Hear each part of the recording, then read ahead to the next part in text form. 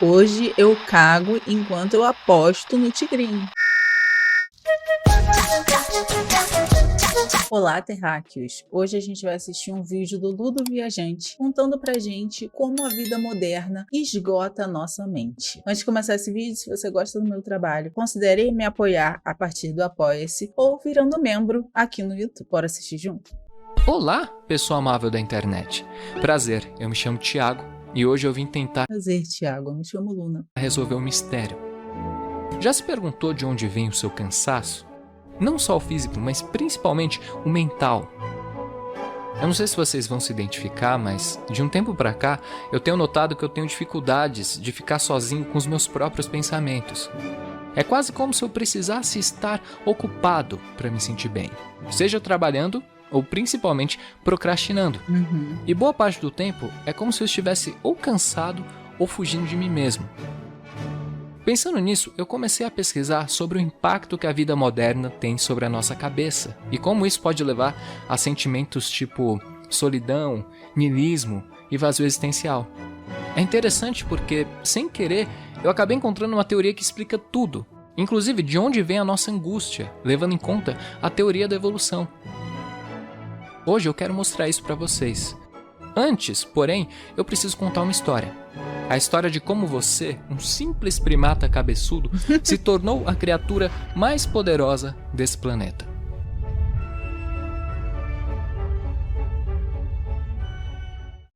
Era uma vez um macaco com ansiedade que sabia desenhar. Um dia ele chamou seus amigos macacos e disse: "Olha só, pessoal, eu sei desenhar." E aí um deles respondeu: "Peraí, você também sabe falar." E nisso eles concluíram: "Hip hip ho, a nossa espécie consegue se comunicar." Assim nasceu a linguagem e o universo ganhou significado. Coisas que por bilhões de anos eram somente coisas passaram a ser categorizadas através das palavras, e dessa forma tudo ficou mais fácil. A de abelha, B de boi, C de Ah, de amor, desde baixinho, C de coração. caqui.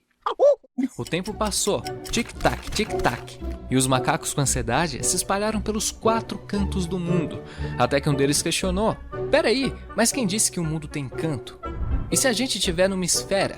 E se existir algo além dessa terra?" E aí disseram pra ele: Enforca esse filho da puta."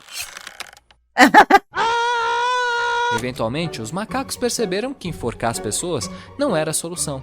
E através do trabalho de rapazes bigodudos inteligentíssimos, Galileu, Francis De homens brancos, né? Bacon, Isaac Newton, nasce o conceito de ciência moderna, também conhecido como método científico, que pode ser resumido em: falar é fácil, vacilão. Quero ver tu provar tua hipótese usando a experimentação.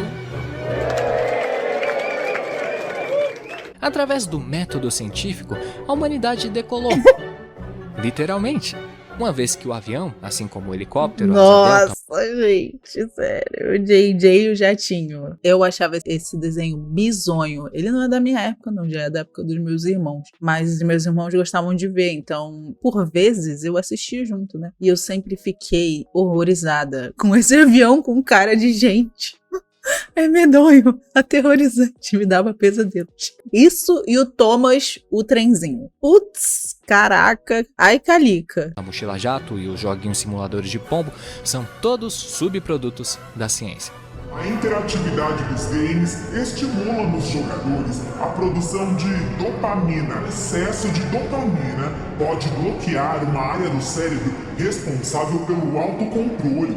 É possível argumentar que a tecnologia não depende da ciência. Afinal, muito antes de dominar o método científico, a nossa espécie já criava uns apetrechos louco. Mas, com a ascensão da ciência moderna, a tecnologia cresce exponencialmente. Como diria aquela famosa frase do Thomas Jefferson: "Há 100 anos, o meu avô defecava num pinico. Hoje eu cago num banheiro com Wi-Fi enquanto leio sobre os diferentes tipos de cocô pela tela do meu microdispositivo." Hoje eu cago enquanto eu aposto no tigrinho.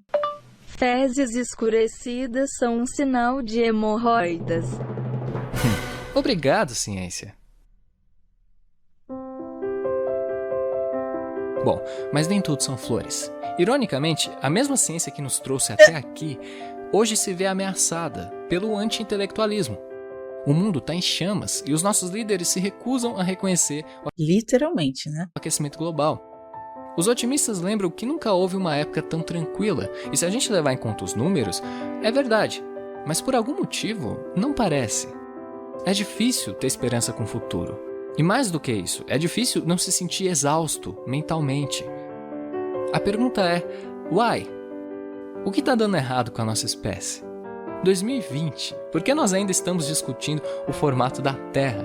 Ou por que é tão fácil se sentir só, vazio e cansado?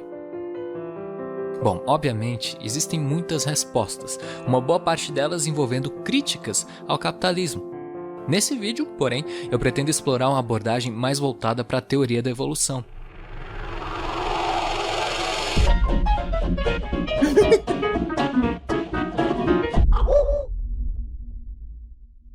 No início, não havia nada, até que Deus disse que haja luz. Então houve luz, só que era luz, e a gente sabe o que acontece quando alguém acende a luz. Enche de inseto. Então Deus disse, caralho, quanto bicho, é só acender a luz que essas porra aparece? Por que será que eles gostam tanto de luz? Nisso ele pensou, mas não conseguiu chegar em nenhuma conclusão. Porque é difícil chegar em conclusões quando você não existe. Então, para variar, apareceu um cientista e de repente tudo ficou mais claro. Deus disse, ora, quem poderia imaginar? A resposta está na teoria da evolução. O motivo pelo qual a mariposa se atrai por uma lâmpada é porque na natureza, quando escurece, elas usam a luz da lua para se localizar. Durante milhões de anos, isso funcionou, até que um certo primata se espalhou por aí e como ele gostava muito do Natal, ele transformou o planeta num grande pisca-pisca. Pô, sacanagem. Disse a mariposa. Você não pode fazer isso. Como eu vou me localizar? E o primata respondeu.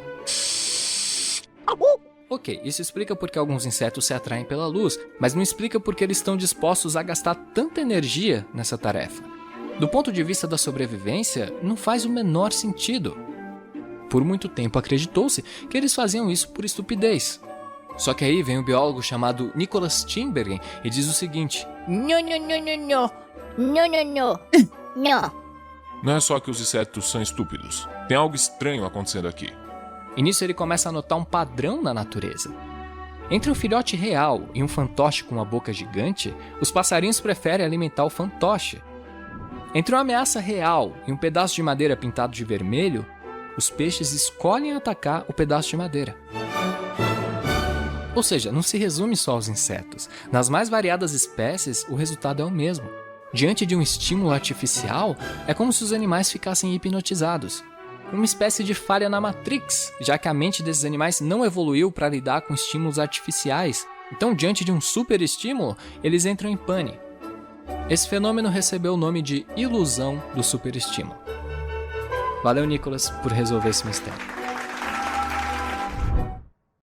Você não. Talvez você esteja pensando, Peraí, meu chapa, mas o que tudo isso aí tem a ver com a decadência da espécie humana? Aí eu vou convidar você agora a reparar na sua tela. Essa aqui, pela qual você está me assistindo. Não é estranho como a gente passa tanto tempo na frente de um celular ou de um computador, mas quase nunca nós sonhamos com um? É fácil esquecer que nós somos animais, mas nós somos.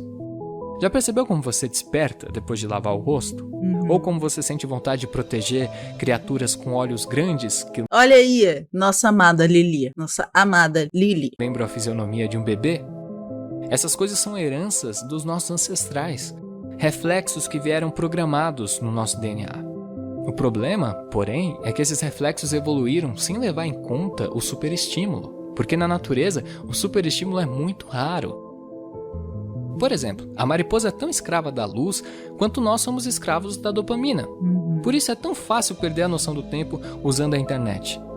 Uma rede social nada mais é do que um algoritmo programado para superestimular o seu cérebro. Porque quanto mais você fica ali hipnotizado, mais você vê propagandas e mais eles lucram. Exato. Agora, não para por aí. O efeito mais devastador do superestímulo é aquele que ele está tendo sobre o nosso futuro. Através dessas descargas de dopamina que as redes sociais oferecem, o ignorante se sente validado. E como a ignorância é uma versão simplificada da realidade, ela vai se espalhando como um vírus.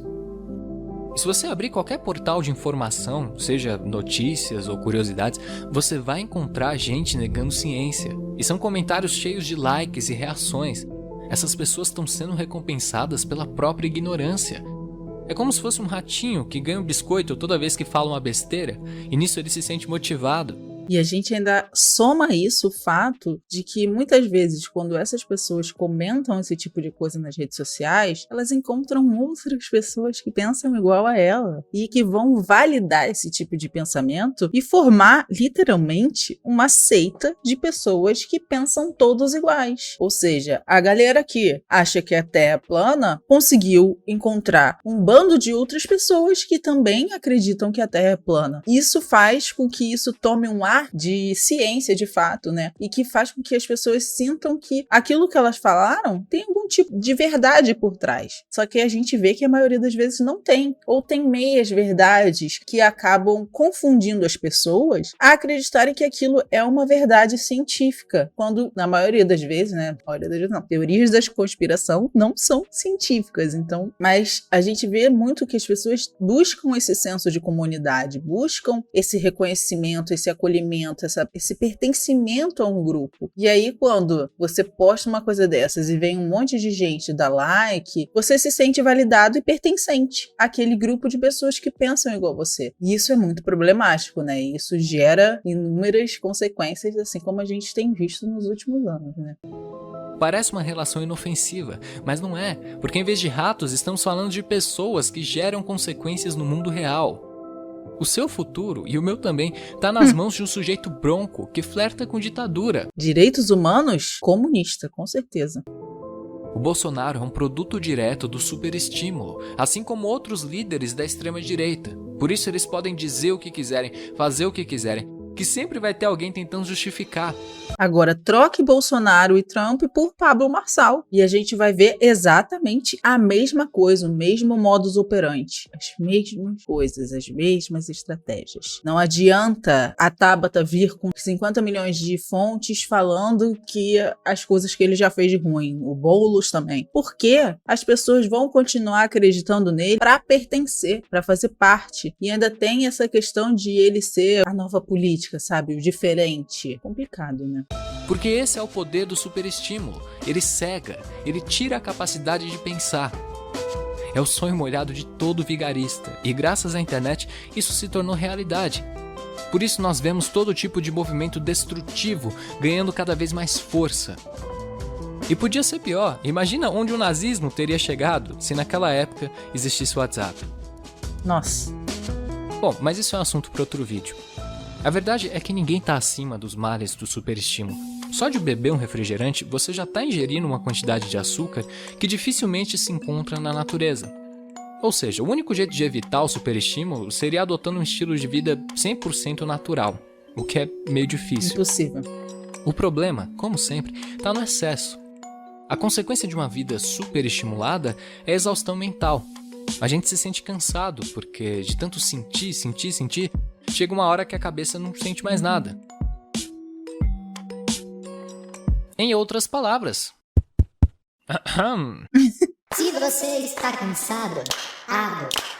Se você não vê sentido,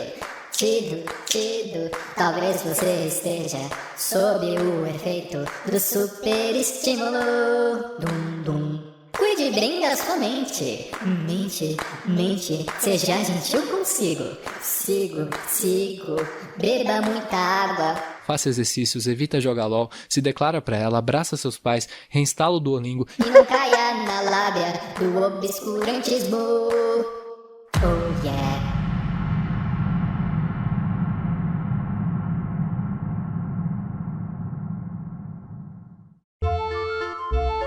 Muito obrigado por ter assistido esse vídeo. Eu levei umas 150 horas pra terminar ele. Estou cansadito e não tão gordito. Então muito obrigado por ter ficado até o fim. Eu acho que uma palavra que faltou citar nesse roteiro foi dormência. Né, quando você abre o noticiário e se depara com mais uma tragédia ou com alguma nova bizarrice desse governo. Eu não sei vocês, mas eu me sinto extremamente cansado. Além disso, eu também me pego perdendo tempo com coisas que não agregam em nada na minha vida. Quase como se eu não tivesse controle sobre a minha própria mente. E é muito fácil sentir culpa pensando nisso. Sim. Esse vídeo era uma tentativa de mostrar que existe algo por trás dessas coisas. Nós vivemos uma vida superestimulada. E apesar de ser muito difícil de fugir disso, né, porque o superestímulo está em toda parte, eu acredito que é interessante ter o conhecimento.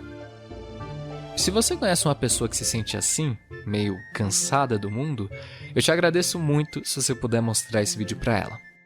Eu espero que possa ajudar alguém por aí.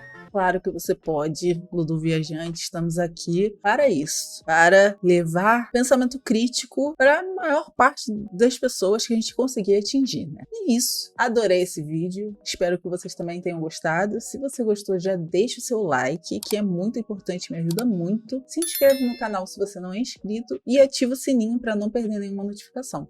Beijos, até o próximo.